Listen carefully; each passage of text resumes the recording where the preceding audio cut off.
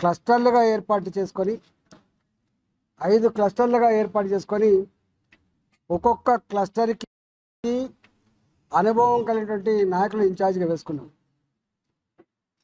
Khammam, Mahabubabad, Warangal parliament స్థానంలో ఒక క్లస్టర్గా చేసుకొని దానికి ధర్మారావు గారిని ఇన్ఛార్జిగా రాష్ట్ర పార్టీ నియామకం చేయడం జరిగింది. ఇవి రోజు ఆదిలాబాద్ నుంచి మొదలుపెట్టి అలంపూర్ వరకు, కొత్తగూడెం నుంచి మొదలుపెట్టి పరిగి తాండూరు వరకు ఈ జిల్లా ఆ జిల్లా అనే తేడా లేకుండా, ఈ కులము ఆ కులం అనే తేడా లేకుండా, చివరికి పార్టీలతో సంబంధం లేకుండా, జెండాలతో సంబంధం లేకుండా మోడీ గారినే గెలిపించాలనేటువంటి మాట వస్తుంది. మరీ ముఖ్యంగా మహిళలు మాత్రం, తెలంగాణ మా ఆడబిడ్డలు మాత్రం, మీరు ఎవ్వరు చెప్పినా ఈసారి వినేది లేదు, ఈసారి మా ఓటు మోడీ గారికి అనే భావన వస్తుంది. జనరల్గా ఒక 5 సంవత్సరాలు ఎమ్మెల్యేగా ఉన్న వాళ్ళకు, ఎంపీలుగా ఉన్న వాళ్ళకు, ప్రభుత్వం చెలాయించే వాళ్ళకు ప్రజల్లో వ్యతిరేకత ఉంటుంది. కానీ నరేంద్ర మోడీ గారు వచ్చిన తర్వాత ఒక కొత్త చరిత్రకి రూపకల్పన చేసిండు, ఒక కొత్త ఒరవడి సృష్టించిండు. 2014లో గుజరాత్ను అభివృద్ధి చేసినటువంటి ముఖ్యమంత్రిగా దేశ ప్రజల ముందుకు వచ్చినప్పుడు 273 సీట్లు భారతీయ జనతా పార్టీకి మాత్రమే కట్టబెట్టి, వాళ్ళ మిత్రపక్షాలకు కూడా సీట్లు కట్టబెట్టి ఒక అజేయమైనటువంటి గెలుపును అందించిండు 2014లో భారత ప్రజానీకం. 5 సంవత్సరాల పరిపాలన తర్వాత మోడీ గారు ఏ ప్రలోభాలకు, ఏ చిన్న చిన్న హామీలకు తెరలేపకుండా మీ బిడ్డగా 5 సంవత్సరాలు పాలించిన వ్యక్తిగా మీ ముందుకు వస్తున్న, నా పరిపాలన నచ్చి మీరు ఓట్లు వేయమని చెప్పుకోరిండు. నిండు మనసుతో ఆశీర్వదించమని కోరిండు.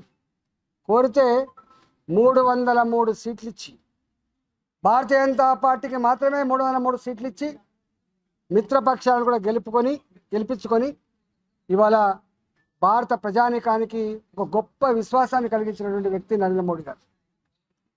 ఈ దేశానికి సంకీర్ణ రాజకీయాలు మాత్రమే దిక్కని చెప్పి చర్చించుకునే సందర్భంలో ఈ దేశంలో సంకీర్ణ రాజకీయాలకు తావులేదు, సుస్థిరమైన ప్రభుత్వం మాత్రమే ఉండాలి, బలిష్టమైన ప్రభుత్వమే ఢిల్లీలో ఉండాలని చెప్పి దానికి తగ్గ నాయకుడు నరేంద్ర మోడీ గారు అని చెప్పి ఆనాడు పట్టం కట్టింది.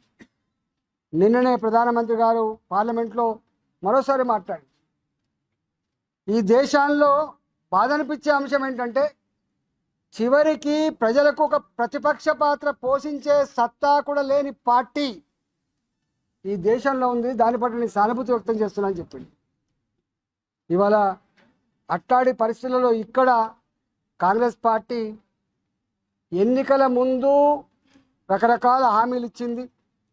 అవి 6 హామీలుగా చలామణి అవుతున్నాయి. కానీ కొన్ని వందల రకాల హామీలు ఉన్నాయి. ఒక్కొక్క దాంట్లో ఒక మహిళకి ఇచ్చిన హామీలో బోల్డని ఉన్నాయి.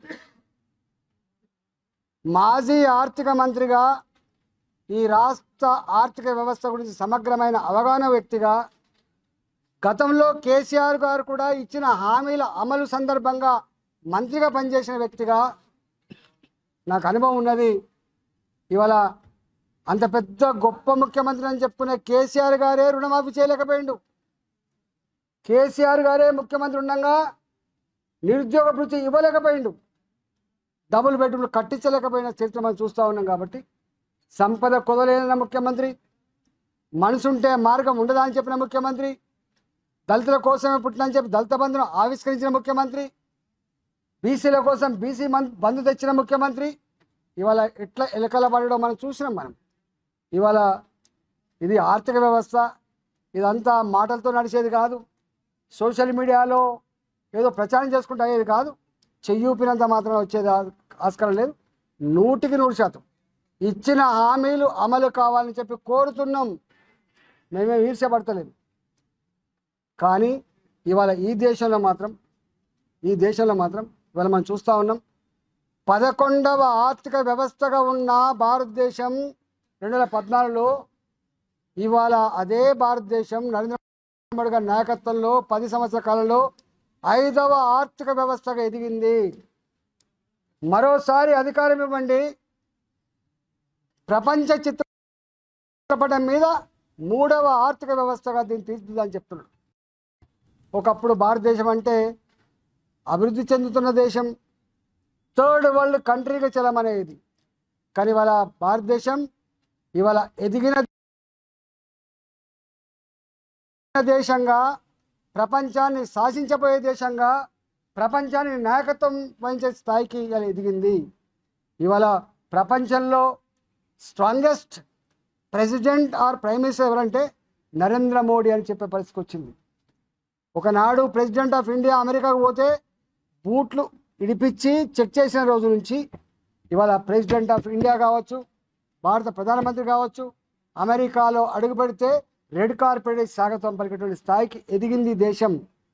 ప్రపంచ చిత్రపటం మీద భారత ఔన్నత్యాన్ని, ఆత్మ గౌరవాన్ని నిలిపిన వ్యక్తి నరేంద్ర మోడీ గారు అనే విషయం అర్థమైంది. కాబట్టి తప్పకుండా ఈ విషయాలన్నీ కూడా ప్రతి ఇంట్లో చదువుకున్న పిల్లలు ఉన్నారు కాబట్టి, ఇవాళ విద్యార్థులు కావచ్చు, చదువుకున్న యువకులు కావచ్చు, ఇలా గ్రీన్గా ఉన్న వాళ్ళు కూడా ఇవాళ డిగ్రీ చేసిన వాళ్ళు ఉన్నారు. కాబట్టి నేను ఒకటే కోరుతున్నా, భారత ప్రజానీకానికి, మరీ ముఖ్యంగా తెలంగాణ ప్రజానీకానికి, మన ప్రజానీకానికి ఇవాళ అనేక మందిని చూసినాం, అనేక స్కాములు చూసినాం. కానీ మచ్చ లేకుండా, స్కాము లేకుండా పటిష్టమైన పద్ధతిలో ఒక విశ్వాసాన్ని, ఒక ధైర్యాన్ని, ఒక నమ్మకాన్ని, ఆత్మ గౌరవాన్ని ఇచ్చినటువంటి వ్యక్తి నరేంద్ర మోడీ గారు. ఆత్మ గౌరవ బావుట నిలిపినటువంటి పార్టీ భారతీయ జనతా పార్టీ. కాబట్టి గొప్ప మెజార్టీతో గెలిపించండి, ఈ దేశ పురోగమనంలో భాగం పంచుకోమని చెప్పి తెలంగాణ ప్రజానీకానికి విజ్ఞప్తి చేస్తున్నాను.